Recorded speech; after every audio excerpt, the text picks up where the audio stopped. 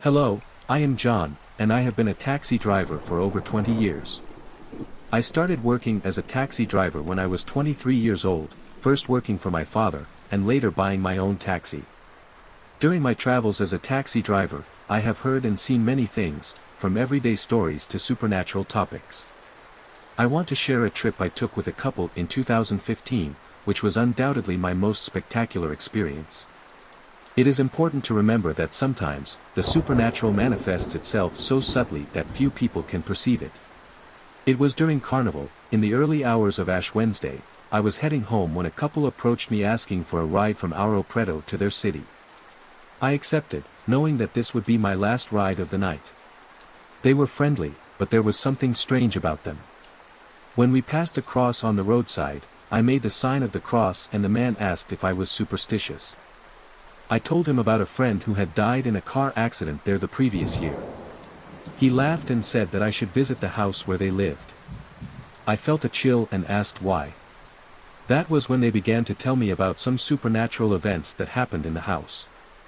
Johnson, the man who was in the car, told me about a house that he and his wife had inherited from Raphael's father, who had received it from a childless and widowed great-uncle. At first, everything seemed peaceful, but after a few months, things began to change. They had a cat that often got scared and ran away as if it was being frightened by something. The cat also became aggressive. Concerned about the animal's behavior, they suspected that there was some negative energy in the house, but they didn't know how to solve the problem.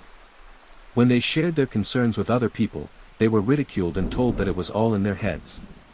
The couple began to experience strange things in their house, starting with the scared and aggressive cat. They heard voices and footsteps in the middle of the night, but never found anything when they turned on the lights.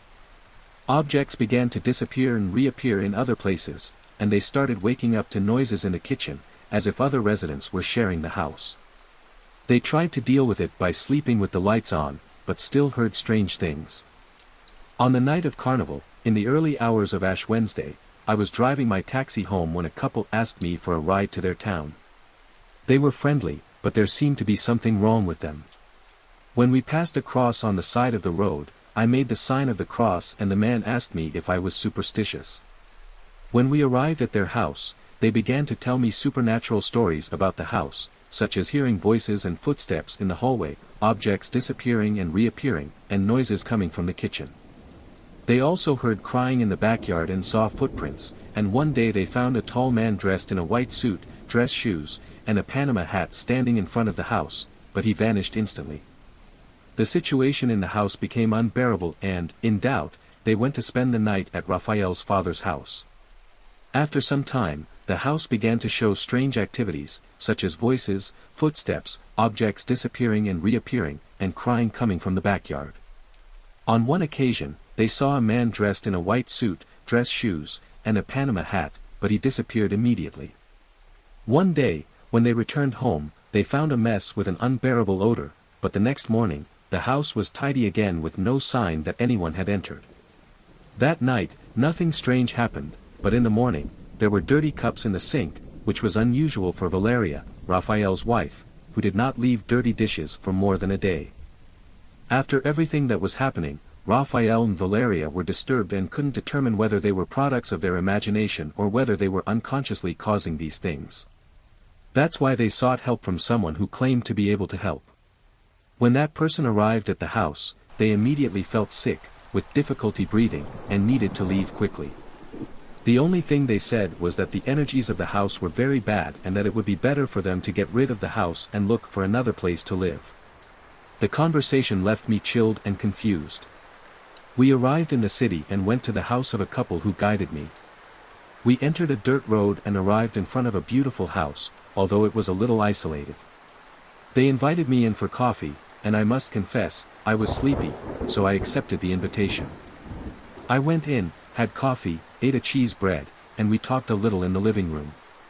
The strange thing was that, despite being beautiful, the house seemed to be from past decades. There wasn't even a TV.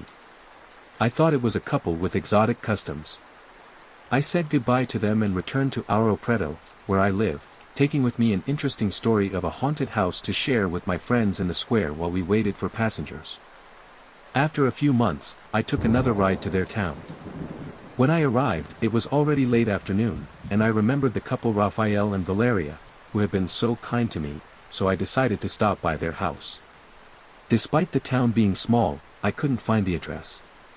But, as I am observant, I remembered some landmarks. As they say, where there's a will, there's a way, so I gathered some information and arrived at the neighborhood and street of the house.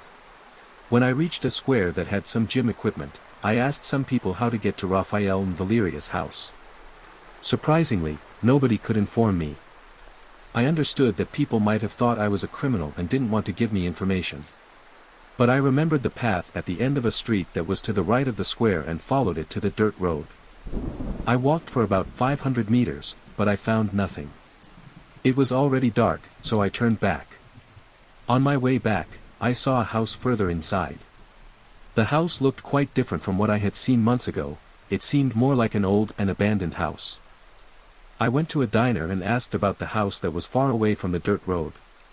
To my surprise, the diner owner informed me that it belonged to a man who lived in the center and that Raphael had died with his wife years ago.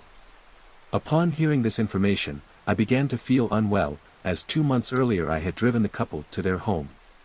I prefer not to say anything about it, but now I've decided to open up. In my opinion, Raphael and Valeria still don't know they died a long time ago and are still lost out there, unaware. To this day, I'm not sure if it was all just a dream or if it really happened, but everything seems so real. I still remember all the details of the night when I drove a couple who had been dead for a long time.